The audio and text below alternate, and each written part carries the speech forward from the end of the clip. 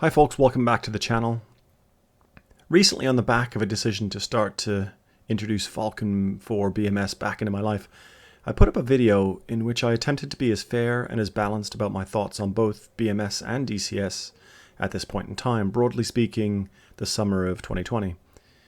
The video, at least from the perspective of the average views I tend to get from my videos, exploded. My average viewing for a video was about 100 per video, but this one at the time of this recording is over 1,700 views. So it's fair to say that while it's certainly not viral, it has attracted a bit more attention than my videos normally attract. Now, I'll be really honest, I cherish every view and comment on my channel. And for those of you who do like, comment, and subscribe to the channel, thank you so much. This is a labor of passion for me, so it's really cool that you're enjoying the channel and the content that I'm putting up. That said, there was one viewer and one comment in particular, though, that has really captured my attention. Earlier this week, Nick Gray, the CEO and one of the founders of Eagle Dynamics, posted a comment on the video in which he showed some appreciation for the themes that I covered in the video. He also elaborated a bit on the forward roadmap for DCS World and took a bit of ownership, not just for the accomplishments of DCS, but also for some of the mistakes and the mishaps along the way, for which I gave him enormous credit for. In this video, I want to spend a few minutes going through some of Nick's comments and talking a bit about what I think they mean for DCS and the combat flight sim genre in general. If you're interested, I'll put a link to the video in the description below, the original video that is, where you can see Nick's comment and my response. I won't go through every point that Nick made. He made quite a few points, but I will cover the ones that are, in my opinion, the most meaningful and the most impactful for us. Firstly, Nick said, "We have a long way to go and we are far from perfect," quote unquote on that one. Now that sounds like a throwaway comment, but here's a guy who's running a company who have taken a lot of flack recently, and he's owning it. He's recognizing that the platform needs a lot of work before he will be happy with it and before we'll be completely happy with it. It's humble, it's self-effacing, and importantly, we, as enthusiasts of combat flight simulators and specifically DCS, will benefit from the effort that Nick and his team at ED will be putting into the sim in the near, mid, and hopefully long-term future to indeed get it closer to what he views as perfect. That's a good thing for us. Secondly, and probably most importantly, Nick gave a bit of insight into some of the work that they have in the pipeline at DCS. And I'll be honest, it all sounds pretty exciting. He even recognized that he, Katya, the company's COO, and the rest of the team have recognized that, quote unquote, radical changes, those are his words, not mine, are needed to modernize and contemporize the DCS platform. And he alluded to some of those changes. The first one that he mentioned is that they are, or at least will be working on, a quote-unquote new render graph engine. Now, don't let the geeky nature of that phrase put you off. That is an enormously exciting thing, and here's why. I'll spare you the really techie bits, but for those that don't know, a render graph engine is a modern technology, graphical technology, used to choreograph the rendering pipeline in your graphics card. Now, I'm not going to get into any further detail broadly because I don't know about it. I'm not an expert on rendering technologies, but I do know the introduction of a well-implemented and eloquently deployed render graph engine into DCS means that we will see some significant performance increases graphically. One of the best benefits of a good render graph engine is the ability to orchestrate the rendering pipeline across multiple GPUs. This is big news. If you're like me and you have a modern, kind of mega powerful modern graphics card that has multiple GPUs, launch DCS, open the task manager, and go to the GPU tab. Do you notice something? It's only using a fraction of what the GPU is capable of. DCS is only using a fraction, is what I'm alluding to. In this case, the graphics are not being limited by your graphics card. They're being limited by DCS's inability to harness the full power of your graphics card because it's using an older rendering technology on a newer card. A new render graph engine, as long as it's well designed, written, and deployed into the platform, should address the software bottleneck. The result will be instantly recognizable, enabling graphical features and acuity that we've never seen from a combat flight simulator before. The next thing that Nick talked about was a new world and world simulation engine. Now, I don't know what he means by a new world. Is this a new map? It's possible that he's referencing the Syria map that's been making waves in the DCS online communities these days. Or maybe the Marianas map that too is on its way into the platform. And again, I'd love to know more about the world simulation engine, but I don't, so for now I'll speculate. It's possible that Nick is referring to the non-primary dynamic features of the simulated world. Those elements of the sim platform that aren't there for you to blow up.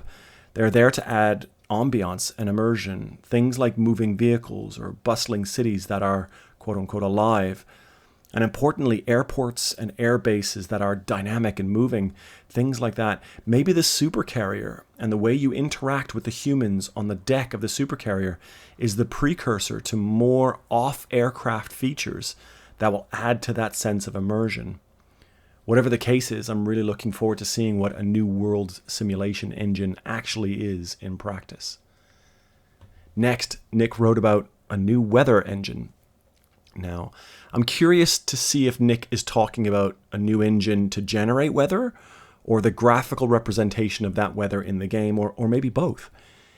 This is an interesting one, as I personally think the weather engine in DCS is pretty good.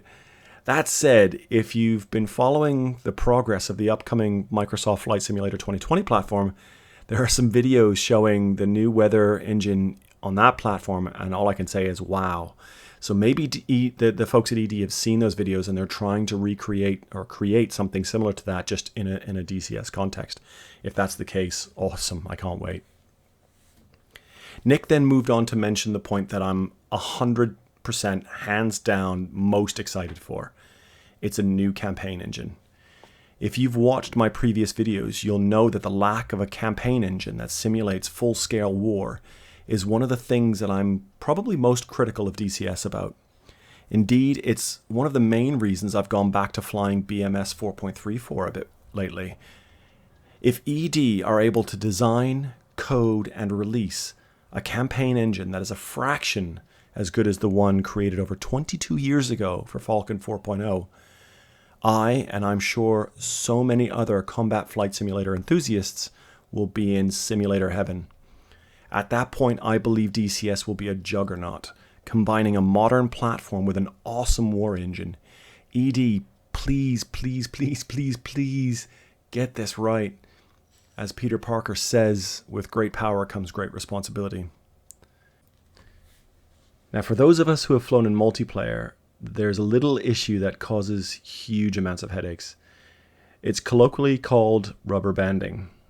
Rubber banding happens when there is a lag in the rate that multiplayer data is delivered between the various clients on a server. When there is a drop, your DCS software doesn't have the data it needs to be able to place and render an asset in your game world, and so that asset could behave very chaotically, uncharacteristically, and unencumbered with the rules of physics, usually snapping from place to place almost instantaneously on the screen. This can be really frustrating on a multiplayer server, as if the game rubber bands another player into you, it counts as an air-to-air or ground-on-ground kind of collision, destroying both aircraft. This is especially pronounced on the carriers. New netcode will hopefully address this rubber banding issue and make the multiplayer experience smoother and more robust to the huge variability of client connection types.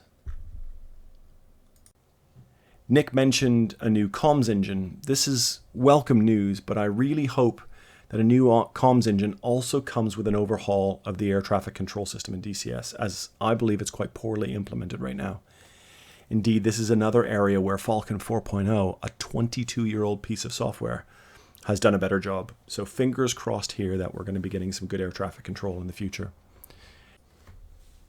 There were a few other points that Nick made, but the last major one that I'm going to mention is he mentioned a new AI.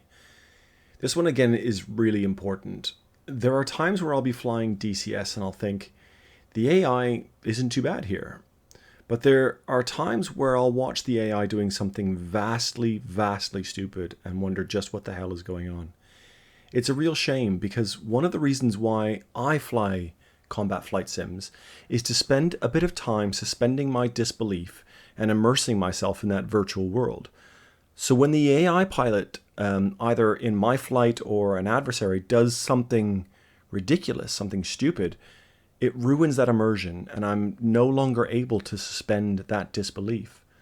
So a new AI engine will be a very welcome addition indeed. That's it. I'll stop talking about the kind of future dev pipeline. There were a few other things that Nick mentioned. Like I said, you can go and have a read of them and maybe speculate yourself. And if you want to comment, let me know in the comments below and we can maybe talk about them. So I'll start to draw this kind of video to a close. But before that, I'll say again, while many people, including me, are critical of DCS, it's still worth keeping in mind that I think it's a staggeringly awesome combat flight sim platform packed with awesome fun features, built with passion and care by a team of 150 people. Nick himself has said that DCS is a labor of love for him. He takes no profit out of the business, instead choosing to reinvest that money back into the platform. That, in my opinion, is a selfless determination to create something for us and our enjoyment. And I think it's testimony to why Nick and his team at ED deserve our loyalty and why they will always have mine, even if I have been playing a little bit of BMS lately. Right, that's it for this video, folks. I hope you've enjoyed it. I really hope you and your families are COVID-free and healthy these days. Samurai out.